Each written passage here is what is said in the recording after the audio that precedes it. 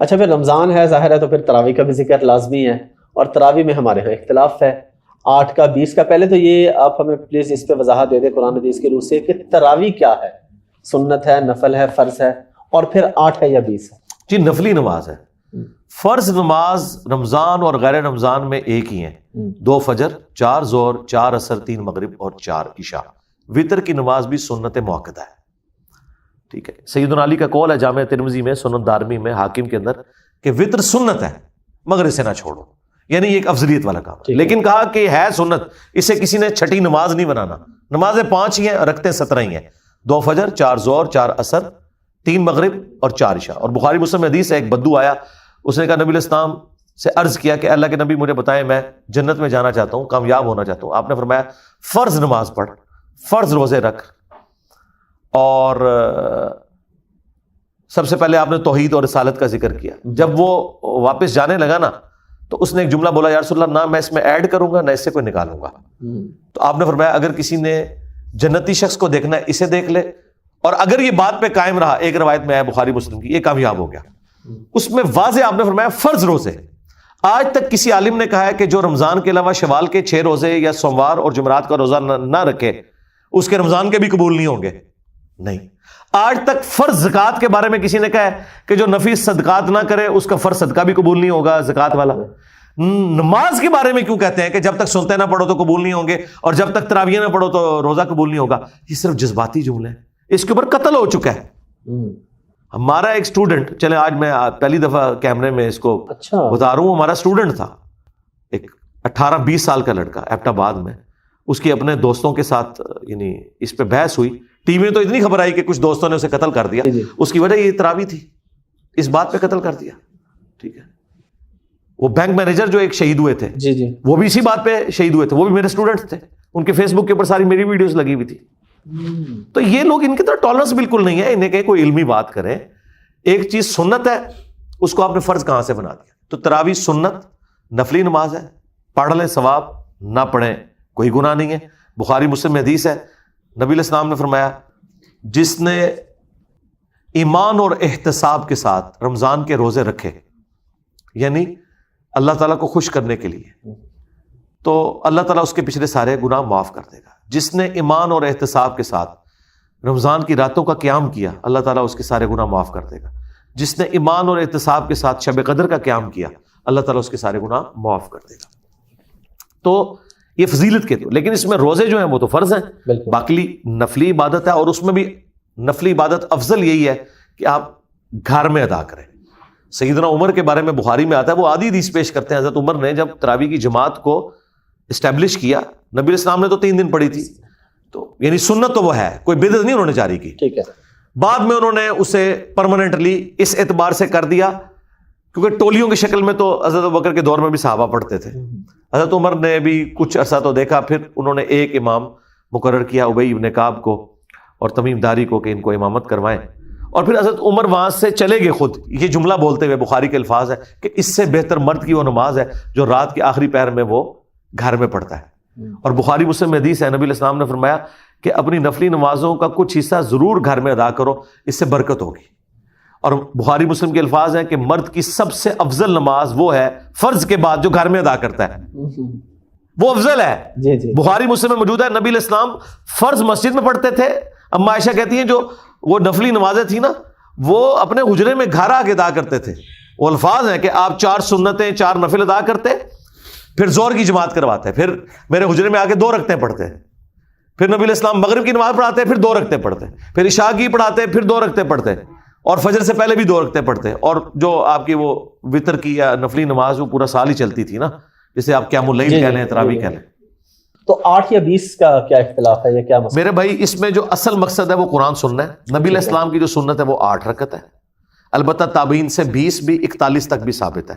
بعض اوقات لوگ زیادہ دیر قیام نہیں کر سکتے، 8 میں زیادہ قیام لمبا ہوگا. آج بھی آپ اہل حدیث کی مسجد میں جائیں تو وہ 8 تراویح ان کی 1.5 سے 2 گھنٹے میں ختم ہوتی ہیں. دیوبند بریلویوں کی آدھے گھنٹے میں 20 ختم ہو جاتی ہیں. ٹھیک ہے، یعلمون تعلمون. تو یہ اس لیے تو قرآن نازل نہیں ہوا، ورتل القرآن ترتیلا. اصل مقصد یہ ہے کہ آپ نے قرآن سننا ہے. تو ہم یہ کہتے ہیں کہ جہاں پہ 20 ہو رہی ہیں نا، آپ 20 وہاں پوری کر کے نکلے تاکہ آپ قرآن وہ سارا سنیں، جو مقصد ہے. ٹھیک ہے. جہاں پہ 8 ہو رہی ہیں وہاں پہ 8 پڑھیں. لیکن نبی الاسلام کا جو عمل ہے بخاری مسلم میں ہے, اما عائشہ کہتی ہیں رمضان ہو یا غیر رمضان, نبی الاسلام کی رات کی نماز 11 رکعت ہوتی تھی, 8 اس میں یہ نوافل اور 3 وتر. الموطا امام مالک میں موجود ہے کہ حضرت عمر نے 11 رکعت شروع کروائی. یہ جھوٹ بولتے ہیں کہ 20 رکعت شروع کروائی, الموطا امام مالک میں موجود ہے. اور جو 20 والی روایت الموطا امام مالک میں وہ بے سند روایت ہے. یزید ابن رومان نے حضرت عمر کا زمانہ نہیں پایا, انہوں نے کہا کہ حضرت عمر کے زمانے میں شروع ہوئی, اور جو پوری سند والی روایت ہے اس میں تو موجود ہے کہ حضرت عمر نے 11 رکعت شروع کروائی. اچھا جی, آج بھی سعودیہ میں صرف مکے مدینے کی 2 مسجدیں جو ہے نا, جی بالکل, اس میں 20 ہوتی ہیں, اور وہ بھی انہوں نے 2 امام مقرر کیے ہیں, 10+10 کرتے ہیں. وہ حنفیوں کی وجہ سے کرتے ہیں, ادروائز پورے سعودی عرب میں ام القریٰ, مکے کی یونیورسٹی, مدینہ یونیورسٹی, سب 11 رکعتیں پڑھتے ہیں. ٹھیک ہے, ہماری تو یہ ریکویسٹ ہے سعودی حکومت سے کہ یہ کام ختم کریں, 20 والا 11 والا شروع کروائیں. اچھا 11 والے میں وہ جو وطر کی بات ہے, وطر میں بھی اختلاف ہے کہ 1 ہے یا 3 ہے. وطر جو ہے نا وہ تو کہتے ہیں عربی میں آڈ کو, ٹھیک ہے, طاق. نبی الاسلام 1 رکعت کے ذریعے پوری نماز کو طاق کرتے تھے. ٹھیک ہے, عمومی عمل آپ کا 3 وطر ہے, بخاری میں آیا ہے. ٹھیک ہے, حضرت قاسم بن محمد بن ابی بکر جو حضرت ابو بکر کے پوتے ہیں وہ کہتے ہیں میں نے صحابہ کو 3 وطر پہ پایا, البتہ 1 میں حرج نہیں, 1 بھی جائز ہے, لیکن عمومی عمل نبی الاسلام کا جو ہے وہ 3 ہے. جو آپ کا 1 بھی ملتا ہے وہ 2+1 ہے, یا 5 ملتا ہے تو 2+2+1 ہے. 1 جائز ہے, 3 افضل عمل ہے, ہم تو 3 ہی پڑھتے ہیں.